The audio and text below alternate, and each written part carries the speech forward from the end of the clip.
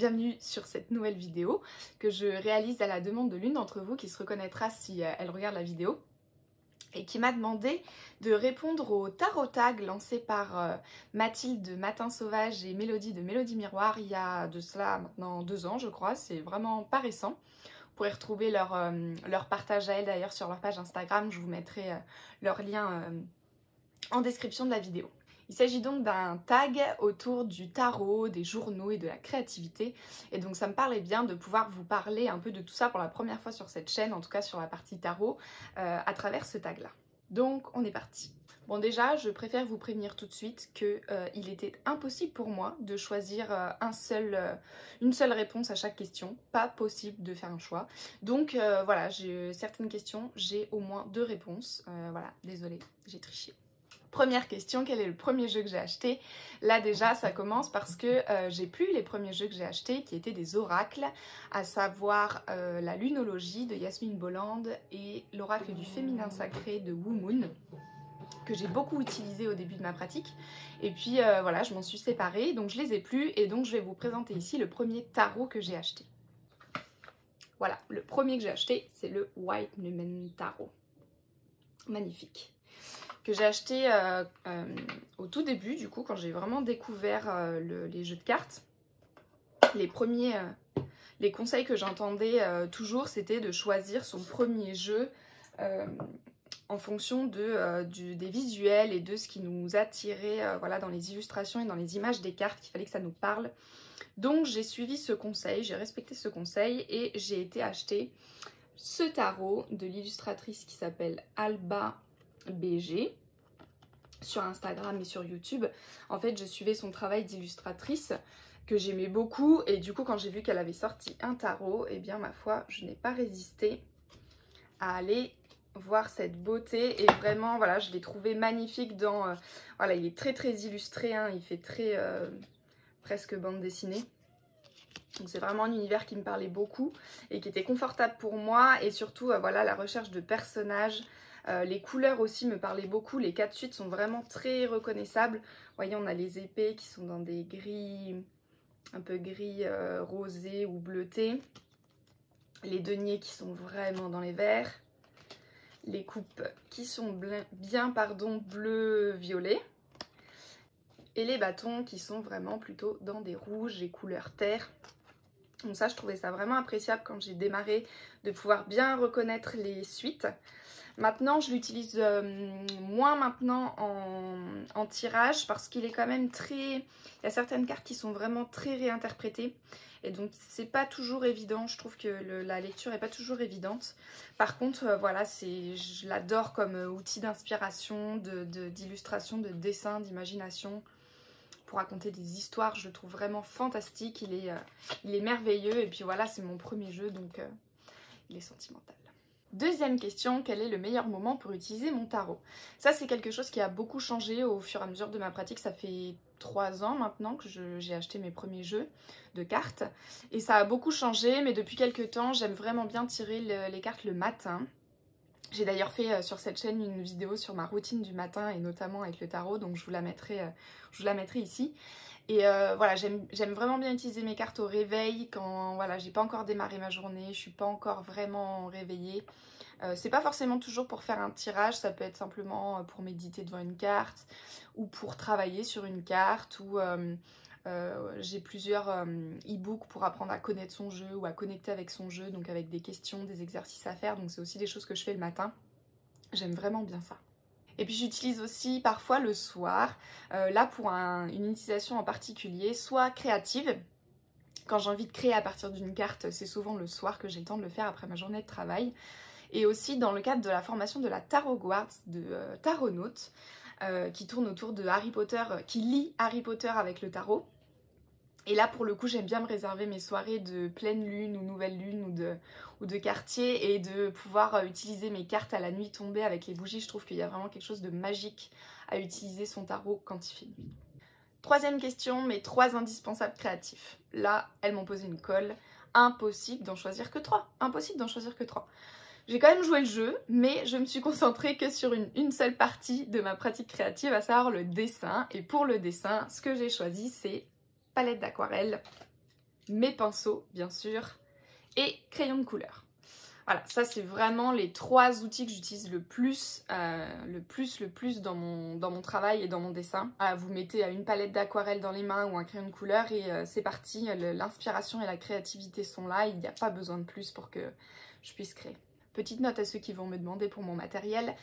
Pour mes pinceaux, j'ai pas de marque en particulier, j'utilise vraiment plein de pinceaux différents. Là j'ai des Raphaël, mais je sais que je fais pas forcément attention à la marque. J'aime bien tester justement différents pour voir ceux qui marchent bien, ceux qui me plaisent moins. Je sais que voilà, j'ai plusieurs pinceaux Raphaël quand même, ceux-là par exemple, que j'aime bien, qui sont à poil doux. Mais voilà, pas de marque particulière pour mes pinceaux. Pour ce qui est de mes crayons de couleur, je jure que par les Faber-Castell, les polychromos de Faber-Castell. Voilà, ça c'est vraiment mes préférés, mes fétiches. En plus, ce que j'aime bien dans ceux-là, déjà ils sont de très bonne qualité. Et en plus, on les trouve facilement en magasin à l'unité. Voilà, j'ai acheté aussi, j'ai une très bonne boîte de crayons de couleur Arteza, de la marque Arteza, que j'adore, qui sont très pigmentés. Le truc c'est qu'on les trouve qu'en boîte et du coup pour le coup quand j'ai un crayon qui arrive au bout je peux pas le remplacer, alors qu'avec les Faber-Castell on les trouve vraiment facilement et c'est très pratique de pouvoir simplement acheter les couleurs qui nous plaisent. Ce qui est des aquarelles, j'ai travaillé pendant des années avec ma palette Van Gogh qui est la première que j'ai achetée, donc elle a presque 20 ans maintenant, non j'exagère, 15 ans on va dire. Donc j'ai travaillé pendant très longtemps avec celle-là, j'avais directement acheté en fait une assez grosse palette d'aquarelle, vous voyez c'est ma plus grosse d'ailleurs, et donc du coup elle m'a tenu très longtemps. Maintenant je la remplace avec des godets de Winsor & Newton, pareil c'est la marque qu'on trouve partout qui était la moins chère. Vous voyez elle a bien vécu ma palette, mais j'adore, elle est toute colorée. Et depuis quelques temps j'ai testé des nouvelles marques, à savoir des petites marques françaises, donc j'ai plusieurs palettes de chez Rêve d'Aquarelle que j'aime beaucoup. Elle a vraiment des couleurs qui sont très chouettes. Je vous mettrai aussi sa boutique en barre d'infos. J'adore les petites palettes de Rêve d'Aquarelle. Et j'ai testé depuis peu, j'ai testé avec leur calendrier de l'Avent les couleurs du Pigmentarium. Voilà, les aquarelles du Pigmentarium. Et pareil, j'aime beaucoup, ils ont des super chouettes couleurs aussi. Voilà, ça c'est pour l'instant les 3 marques avec lesquelles j'ai l'habitude de travailler. Revenons donc à notre tarot tag, à savoir la 4e question, quel est ton jeu doudou? Le voici, le Dark Mansion Tarot. C'est vraiment mon jeu favori, préféré, que j'adore de tous les temps. C'est un jeu de chez Taroteka Studio et qui est illustré par, alors je vais probablement très mal prononcer son nom, je m'excuse d'avance, par Magdalena Kagzan, ou Kagzan, je ne sais pas. Voilà, celui-là je l'adore, il a un univers très enfantin, très connecté à mon enfant intérieur. Donc ça, moi qui travaille beaucoup avec le domaine de l'enfance, ça me parle vraiment beaucoup. Et puis c'est très inspiré aussi de l'univers de Tim Burton, dont j'adore le travail, dont j'adore les films et l'esthétique surtout. Mais ce que j'aime bien, c'est qu'elle n'a pas simplement reproduit en fait voilà, l'univers de Tim Burton. C'est vraiment une réinterprétation de son univers à elle, à l'illustratrice, mais inspirée de l'ambiance de Tim Burton. Donc ça j'aime vraiment beaucoup. Et il peut avoir un petit côté glauque, hein, à la Tim Burton exactement. Mais en même temps il est très coloré, je le trouve vraiment très joyeux, j'aime beaucoup ce jeu. J'aime beaucoup ces jeux de couleurs. Voilà, c'est vraiment mon jeu favori. Il pourrait avoir une vibe très automne et Halloween, mais je l'aime tellement que je l'utilise vraiment toute l'année. S'il y a un jeu que je dois emmener quelque part par exemple, c'est vraiment celui-ci. En plus il est très facile d'interprétation. D'ailleurs il n'a pas de livret ou de guidebook avec le jeu. Voilà, il n'y a que la boîte comme ça qui est vendue. Et en fait voilà, il est très fidèle au Rider-Waite et il est très facile, en tout cas pour moi il est très fluide d'interprétation. Donc celui-là c'est vraiment mon jeu fétiche. 5e question, quel est mon carnet fétiche? Là c'est là que vous m'avez perdu et que je vais commencer à répondre, à tricher et à vous donner 2 réponses à chaque fois. Mais je vais quand même vous parler de mon Traveler Notebook, qui est déjà à lui tout seul 3 carnets réunis. En fait, hein, j'ai 3 carnets, 3 inserts dans mon Traveler Notebook, mais voilà, qui sont toujours ensemble et que je considère vraiment comme un seul journal pour moi, qui est divisé en fait en 3 sections. Donc à l'intérieur, j'ai mon Creative Journal, j'ai mon Tarot Journal et j'ai mon Magic Journal. Voilà, donc ça c'est vraiment mes 3 carnets indispensables dans lesquels je viens tout le temps. Donc ils sont surtout de l'écrit, même si j'aime décorer mes pages visuellement. Mais voilà, c'est vraiment surtout de l'écrit dedans. Et surtout mon Creative Journal, depuis que j'ai redécouvert cette manière de journaler, j'ai tous les jours mon nez dedans. Mais c'est là que je triche, je ne pouvais pas ne pas vous parler de mon Junk Journal. Mon magnifique Junk Journal qui a été créé par Mélodie Miroir, qui se reconnaîtra bien sûr si elle regarde la vidéo, et avec qui on a fait notre échange de Junk Journal. Donc vous retrouverez un journal tour complet de celui-ci, de celui qu'elle a créé sur sa chaîne. Et puis vous retrouverez celui que moi je lui ai créé sur la mienne. Mais voilà, je l'ai baptisé à l'image de Mélodie qui a nommé son Junk Journal, et j'ai nommé le mien aussi, il s'appelle Joe. Voilà. C'est mon Junk Journal fétiche. En fait, je l'ai tout le temps avec moi, je l'ai tout le temps près de moi. Même quand je crée pas dedans, en fait, j'ai toujours le nez dedans. J'adore le regarder. Voilà, elle a vraiment tapé dans le mille, les couleurs, les papiers, l'ambiance. Je l'adore, il est trop beau. Il a une énergie qui est vraiment, qui me donne envie de créer dedans. Donc je suis tout le temps là à venir rajouter une petite carte, un collage, un papier quelque part. J'écris une note, voilà, j'adore le feuilleter. Et j'ai décidé pour ma part de le dédier à Anne de la série Anne Wiveny. Donc dedans, vous allez retrouver toutes les pages qui m'inspirent de cette série et de cet univers. C'est pas forcément des pages qui sont 100% dédiées à la série, hein. Par exemple, j'ai des pages où je viens référencer mes balades, mes promenades, ou ce que peut m'inspirer l'univers un peu bucolique de Anne sur la nature, sur les saisons, etc. Voilà, c'était impensable pour moi de ne pas vous en parler, parce que vraiment en ce moment c'est celui dans lequel je crée le plus. J'ai tout le temps mon nez dedans. Et puis voilà, il était temps que je vous présente officiellement Joe sur cette chaîne. 6e question, la carte du jeu qui me ressemble le plus. Là encore, je triche un peu, j'en ai choisi 2. Déjà parce que je me suis demandé si c'était la carte qui me ressemblait le plus physiquement ou qui me représentait le plus dans l'énergie. Et donc j'ai fait un mix des deux. Alors la première carte que j'ai choisie, c'est l'impératrice du White Numen Tarot, que je vous ai présenté tout à l'heure. Voilà, on dit souvent dans le tarot que l'empereur est celui qui murmure les idées à l'oreille de l'impératrice, et que l'impératrice est celle qui les crée. Et donc ça me va parfaitement, celle qui crée. En plus, j'adore l'énergie de cette carte, j'adore les couleurs aussi, le code couleur de cette carte, j'aime beaucoup. Voilà, il y a vraiment, je trouve, une énergie créative dans cette carte. Et j'aime beaucoup aussi, par exemple, toutes ces petites étoiles au-dessus de sa tête. Là, pour moi, c'est comme le fourmillement de toutes ces idées qui... Voilà, ça me correspond tout à fait. Donc j'aime vraiment beaucoup cette carte, je trouve qu'elle me va très bien. Et puis la deuxième, c'est le 7 de denier du Modern Witch Tarot, qui est le 7 de denier, je pense, ma carte préférée dans tous les jeux. À chaque fois, c'est le 7 de denier, ma carte préférée. Et qui a là plutôt une énergie plus connectée à la nature. Et puis voilà, c'est un peu l'équilibre entre les deux. J'équilibre vraiment entre les deux facettes de l'énergie créative qui déborde de partout. Et puis du besoin aussi de rentrer dans sa bulle et d'être un peu plus en introspection ou connecté à la nature et posé au calme. Et donc voilà les deux cartes qui me représentent le plus dans le tarot. 7e question, quel est le livre qui m'inspire le plus dans ma pratique créative ou tarologique? Et là, sans hésiter, c'est le Rebel Witch. Rebel Witch qui est ma Bible sacrée, vraiment j'adore ce livre. C'est un livre que je suis en train de relire d'ailleurs de manière en lecture active et créative, même avec Mélodie et Émilie. On a vraiment envie d'en faire notre grimoire personnel, et donc de pouvoir vraiment se l'approprier et le personnaliser et référencer à l'intérieur toute notre pratique, qu'elle soit, en tout cas pour ma part, créative, magique, tarologique, naturelle et autres.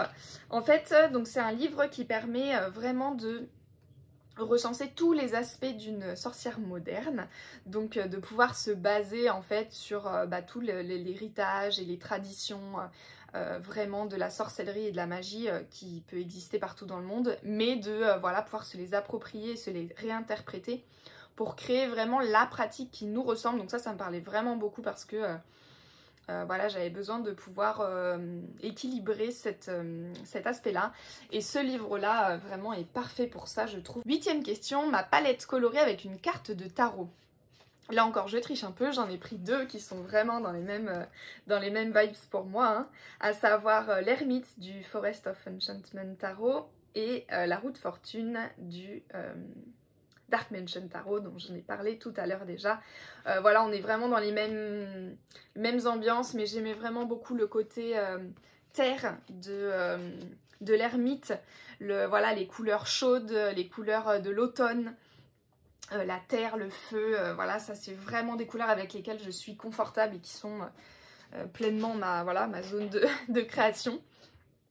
Et puis dans la roue de fortune du Dark Mansion, j'aimais bien quand même avoir...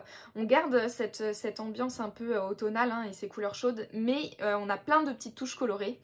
Et de plus en plus, voilà, je mets des... Surtout dans mon Creative Journal, dans mes journaux où j'écris, j'adore décorer avec plein de couleurs partout. Et donc j'aimais bien voilà, avoir retrouvé les petites touches de couleurs sur ces deux cartes-ci.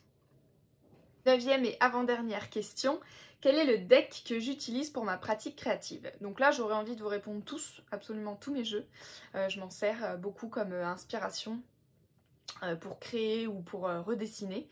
Mais j'avais quand même envie de vous parler pour cette question-ci du Wildwood Tarot, qui est traduit ici en français comme le tarot de la forêt enchantée, mais voilà, le titre anglais me parle bien plus. Que en fait j'avais acheté en double sur Vinted, puisque le premier que j'avais acheté c'était une contrefaçon, bien sûr je l'ignorais, et donc je l'ai racheté en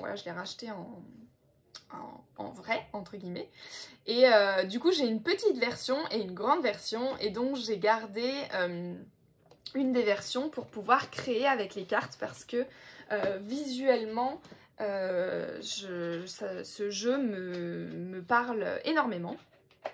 Je tire pas beaucoup les cartes avec parce que il est très compliqué quand même à interpréter. Il est très voilà, c'est tout un univers qu'il faut vraiment apprendre. Il faut vraiment se plonger dedans.